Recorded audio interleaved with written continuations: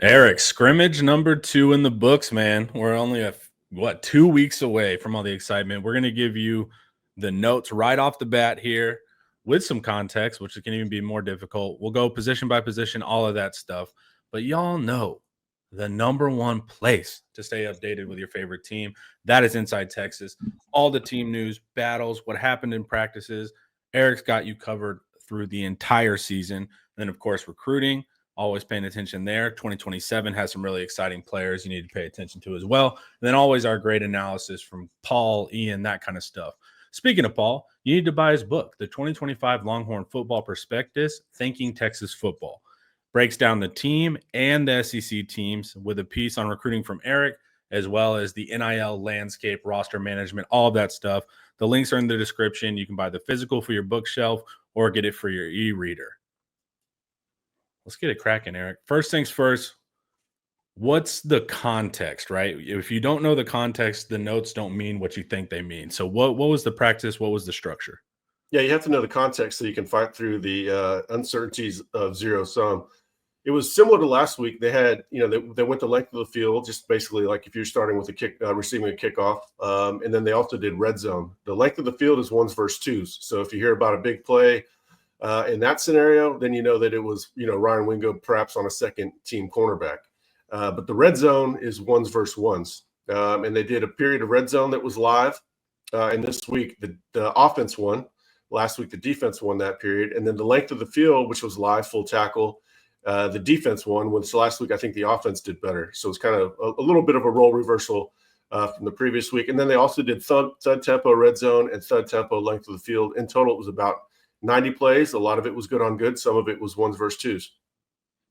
It's hot, man. That was tough. I always like full field, right? That's the part where it simulates the best.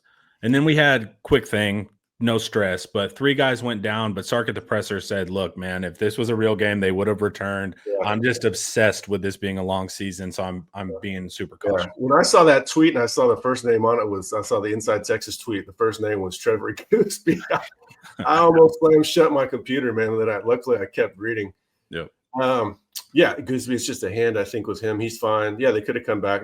Nothing to worry about with injuries. And we didn't hear about it. I checked with the source. I didn't hear about anything else that might have gone, that unnoticed. So it sounds like it was good in that regard. So far, so good. Knock on wood. We'll see.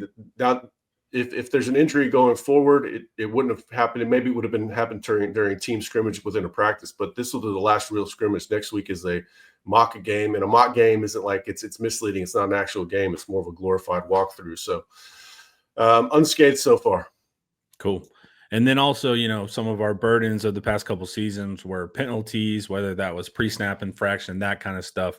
But it seems like from Sark's presser that it was a lot more clean today. From Sark's presser and me talking to sources as well, Sark is candid. I don't want to say I'm going to give you better information than Sark, but I always have to double check and see if there's anything that might have been missed. I think that the theme and the overall takeaway of the entire scrimmage was it was much cleaner, less penalties, better tackling, less turnovers. Exactly what you want to hear. You're going to go, you can't go into Ohio State and beat yourself. That's the number one thing that you've got to guard against. There's a lot of variables with that first game. You don't know how clean it's going to be. I was talking to Chris Stewart yesterday. I had him predict the score for Texas Ohio State. And the first thing out of his mouth was, well, it's first game. So, they could have a couple of sloppy drives, that sort of thing. That's what we're guarding against. But, if they're peaking towards even a better performance than today, I think they're in good shape. Once again, examples of players being far more reasonable about the field on the product on the field than the fans. All right, quarterback room. Start with Arch Manning. Anything else from the depth? Yeah, Arch. No turnovers. He hit a couple of deeper shots. Overall, he played a much better, much cleaner game, much quicker game than last week. Just felt better, more in control, more in command. And we heard about a lot more receivers this week than we heard last week. Last week only heard about 1 or 2 guys. This week we heard about 3 or 4. As far as the backups, Trey Owens, I think he's still the backup on this team. And at that point in camp, I think that's a major win for him. He's doing a great job. Didn't hear about a ton of stuff individually. Stark did mention KJ Lacey is doing well during the team period. KJ Lacey threw a touchdown last week too. They like where he's at. True freshman. Shouldn't have any expectations for him this season, but overall, quarterback's much better week. And then protecting Arch and the other quarterbacks, offensive line, and then one person you key in on immediately is Jaden Chapman. What's going on there? Well, Chapman's incredibly important just because, hey, yeah, they're okay right now with Trevor Gooseby and Brandon Baker, but who knows in week 2, week 5, whatever, he's going to be needed. So with Gooseby, being held out for precautionary reasons, we got a good look at Chapman, and he did have a good scrimmage. Now, it wasn't perfect. He didn't win every rep. That's ludicrous. He's going up against really good edges, but he more than held his own. He held his own for the most part, and to me, that's a good win. I actually feel pretty good about this unit run blocking. I've been hearing, they're not getting, and maybe we should be a little bit more concerned about the defensive line, though I don't think that's the case. But we're not really hearing about them getting stuffed. They're gaining yards. They're getting a push. So I'm actually pretty excited about the starting 5. Sark even mentioned the starting 5, and then of course the depth concerns. Depth concerns on O-line have been my number one issue going back before camp started. That's confirmation bias for me. If Sark's worried about it, now I'm probably going to be even more worried about it. Depth is going to be a concern, but right now I feel like Jaden Chapman's lining up to be a solid backup at tackle. Cool, and he's going to be the swing tackle for either spot? Yes. Cool. All right, and then we got running back, which is an interesting room with a lot of depth. It seems like my boy Clark had himself a nice scrimmage. Hey, man, you got to share Clark. We're going to have to share Clark. Yeah, that's the guy I'm talking about as the most dynamic in the room, and he made some good plays today. Not a lot of massive gains, of course, and you don't really want to hear about massive gains, but he was making guys miss, picking up first downs, and he's just the most dynamic guy they have in the room that can make a play when it's not exactly blocked perfectly. CJ Baxter was mentioned again continually, and that might have been one of the Sark's most interesting things, and it's playing out pretty much how I hypothesized on this channel. Was, with the amount of carries that Baxter's been getting and the amount of praise, we just couldn't believe that he was going to be on a true pitch count against Ohio State. And Sark today said, yeah, he's already making it. He's adjusting his expectations for that first game because he keeps gaining confidence in Baxter. So, I made a pretty sizable bet that Trey Wisner would not lead the team by 400 yards rushing. I hope he's watching this. I'll feel really good about that one. Although I do want Trey Wisner to have a fantastic year. If Trey wants to go rush for 2,000 and somebody else run for 1,600, I'm good with that. Yeah, he'll really punish you for that. He'll make you look so silly.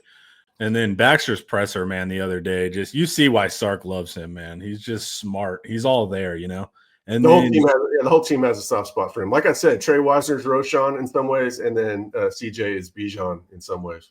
Makes sense. And then we got Niblett in 21, which is an interesting running back receiver-ish player. I'm really excited. He's one of the players I'm most excited to watch what Sark does with him. Yeah, I'm curious to see how he starts the season. Is Sark going to come out guns blaring against Ohio State and showing that, or is it something he shows a little bit more in conference, or is he? He just wants to see what it looks like in the non-conference slate in September and put it on tape for people to worry about. But he's talk about players he has a soft spot for. Ryan Niblett is one of them because he's so tough and selfless, and let's be honest, he's very fast. And so they want to get him involved. I didn't hear about him doing a whole lot, but he's out there still in 21 personnel in these scrimmage situations, and they've been integrating him into the offense going back to 7-on-7. So we're going to see him this year. It's just a matter of how much. All right, I'm going to leave everyone on a cliffhanger before we talk wide receivers, which will be fun. But first, let's hear a word from Josh Holden. Hi, guys. Sorry to interrupt, but if you're thinking about buying or selling a home in the Dallas-Fort Worth Metroplex area, you need to contact Josh Holden. The Metroplex is massive, and the local real estate market is full of nuances and subtleties only an experienced agent like Josh can help you navigate. From Preston Hollow to Highland Park, Uptown to Old East Dallas, Josh will be there to guide you through the process of buying or selling your home. Now, Josh is a UT grad, a lifetime Texas X. He's reliable, savvy, and from a personal perspective, he's a really great guy to chat with. So why don't you give him a call and chat with him today about your real estate needs in the Dallas-Fort Worth Metroplex area. His number is 972-917-8081. That's 972-917-8081. Or you can reach him at his website, which is joshholdenrealestate.com. All the contact details are in the description below. Thanks so much. And back to the show. Wide receiver notes are fun because we have a couple of guys that are our usual starters, but also a couple freshmen that performed well. So let's talk the regulars first, Moore and Wingo, and then we'll hit the freshmen. Wingo had a good play today on an over route, picked up a big gain. That's kind of a Sark favorite at the moment. I think Arch is going to make a lot of hay on that specific pass concept, especially with Wingo. And then, after Wingo catches the ball, he's just, hell on wheels. So I'm expecting Wingo to make a sizable impact on the offense through that specific play. DeAndre Moore, we can talk about him pretty much every practice. He had a really solid day. It's also of note that he's the punt returner and the kick returner right now. I'm wondering if that changes. If DeAndre has the sort of season we expect, do they want him out there? They want him to rest. Exposed to that. I'm not so sure. But right now, he's the guy at punt returner and kick returner. And then, Khalid Lockett, I should probably write an article, five guys with their stock up. Sorry about that. Maybe we have another visitor. Khalid Lockett has been making a lot of noise in the last few practices, and he had a touchdown today on a 30-yard go ball. He's got those go gadget arms. He can go up and get it. Really tough guy to defend in the air because you can play him perfectly, and he's still going to make a play just because of his length and his coordination, his ball skills. And then Dalen McCutcheon, we've talked about him all off season. He's just a really, really good player, really ahead of the curve. Plays like he has much more experience than he actually does. So we think they're going to be 5 deep this year. I should say I should ask about him at Mosley. I don't think he participated again. He's got something that we've got to get details on. And then we didn't hear about Parker Livingston, but I think that ties into the fact that Manny Muhammad is one of the guys that Sark mentioned on defense. Man, go watch that Lockett huddle from high school. He can go up and get it that's my favorite receiver trait, and he has that in spades. So I'm super excited to hear about him coming on. And then, of course, McCutcheon, we've been hearing about him all spring too. All right. Lockett's a great pairing for Arch because Arch will trust his receiver to go make a play where, I don't think Quinn necessarily had that same confidence. Arch is going to place it where few can get it, and Khalid is going to go get it when few receivers can. Let's go to defense. Defensive line, including DTs and edges on this, so it's kind of a mix. But Hero Canoe had another strong day. Yeah, he's in the backfield a little bit more. I keep trying to replace this guy, but not really trying to replace it. I'm just kind of surprised with what we've heard about the other D tackles that Hero Canoe is still out there, but he's making plays. And he had a block in a field goal today. Some I think thought it went to January, but it sounds like Canoe got it. Just really solid, very reliable. Coaches love that, especially these coaches. They really love reliability. But now we heard about a little bit more playmaking behind the line of scrimmage and beating his guy one-on-one. So Hero Canoe, man, he's having himself a very good August after having a strong summer.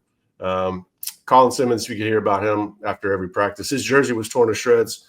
So that already tells you there was probably a few more holding calls. They said it was a clean day on offensive line penalties. There might have been a few uncalled if his jersey looked the way it did.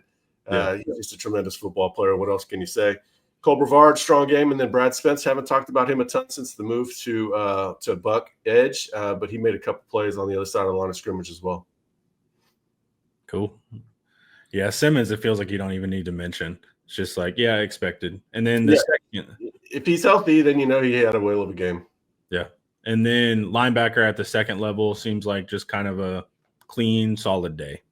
Yep. Anthony Hill, same territory as Simmons. You don't really have to talk about him a whole lot. Leonga Lafau with the ones more, Ty Anthony is trying to unseat him, but, Ty Anthony works at Sam and Will. And so it's going to be tough for, if he's not getting as many snaps at Will if he's also splitting at Sam. So, we expect Leonga to hold on to that, but Ty Anthony has such a bright future. He's going to play an awful lot. We actually heard the younger guys had a really solid practice too, including Marshall Landwehr, the new scholarship player.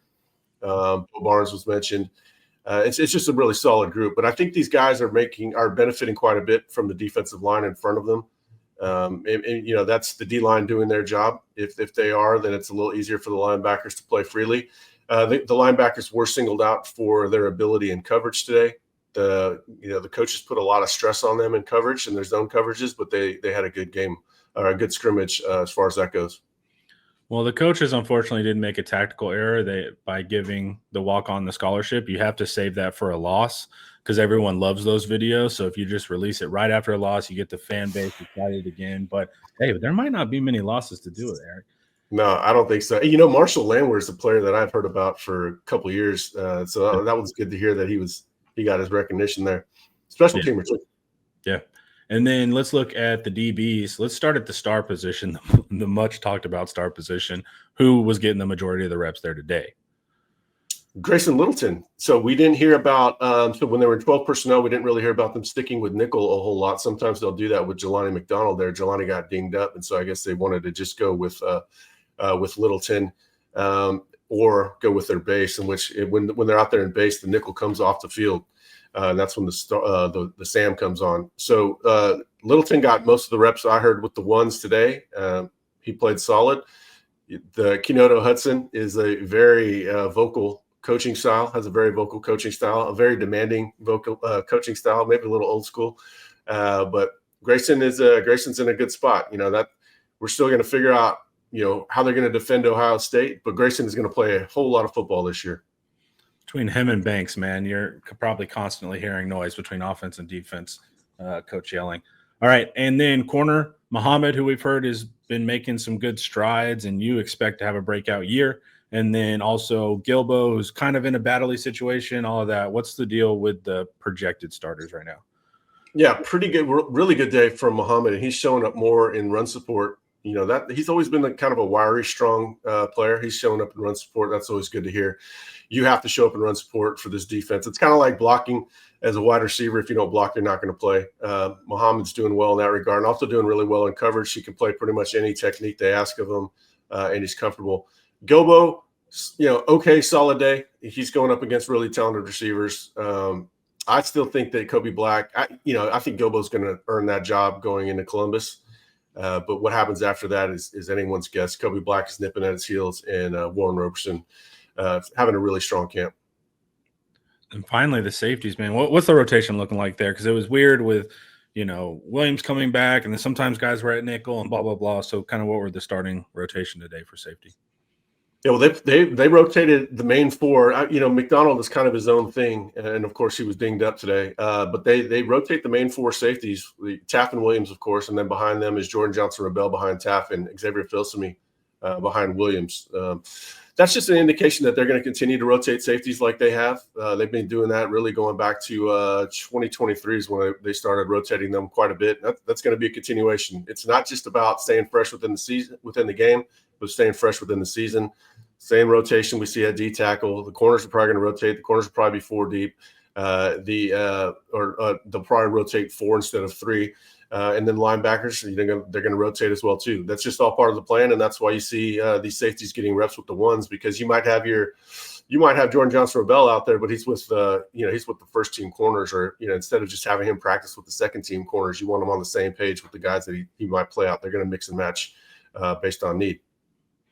All right, man. So the majority of the really hitting heavy scrimmages, that kind of stuff is going to wane as we prep for the season. Now it's more about, can I trust you? Do you know the concepts? That kind of stuff going forward. But how do you feel with all your infinite wisdom of following this team forever? How are you feeling just personally after this fall camp so far?